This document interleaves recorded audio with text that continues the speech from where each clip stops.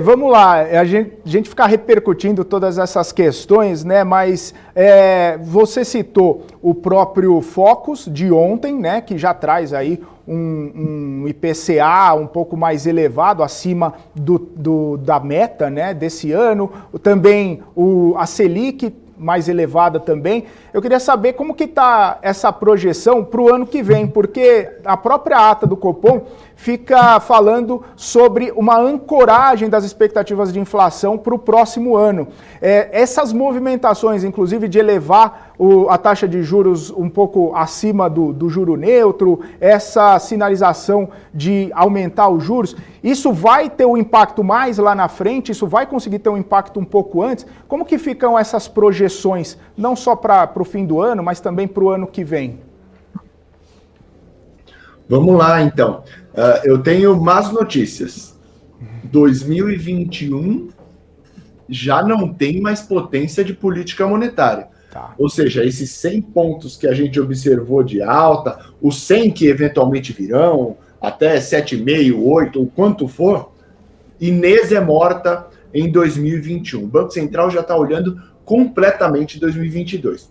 Para 2022, como ele tem plena potência sobre o ano, eu tenho uma projeção de 3,5, mas eu vou conduzir o juro até 7,5, ou seja, eu vou restringir a política monetária para que haja essa convergência. É importante que o dano de curto prazo, no caso do Banco Central, no caso de credibilidade, afeta o longo prazo. Então é importante a gente ter atenção sobre isso, porque o Banco Central ele tem que fazer o que for necessário para que 2022 faça tal convergência. Hoje o foco está em 3,8, a meta do ano que vem é 3,5, então ele precisa puxar bem a Selic para que haja tal convergência. Por quê? Porque se ele não faz o que for necessário, o mercado começa a falar, ele não vai fazer a convergência da meta de inflação. E ele começa a perder 2023, 2024, 25, que isso já foi vivido em outros momentos aqui no Brasil.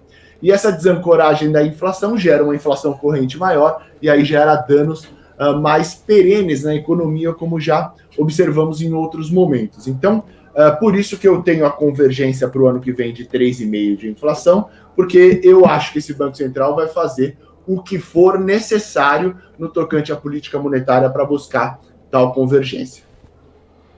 Maravilha. Ettore, só para a gente finalizar aqui, nos últimos meses foi bastante falado ali que a questão inflacionária poderia até beneficiar o governo, né? Porque poderia ter um pouquinho mais de espaço no orçamento para o ano que vem. Com essa inflação mais persistente, você acha que essa folga ela pode encolher? Como que você vê essa questão do orçamento no ano que vem? Primeiro, né, o importante para esse orçamento, para esse bônus inflacionário, é a gente olhar o dezembro. Sim, a resposta para a tua pergunta é sim, né? E o que é um bônus inflacionário? Nós temos o teto de gastos sendo reajustado pela inflação do meio de ano, que estava pressionada, né, estava em seu pico, e nós tínhamos a perspectiva de que o segundo semestre ia ter uma desaceleração.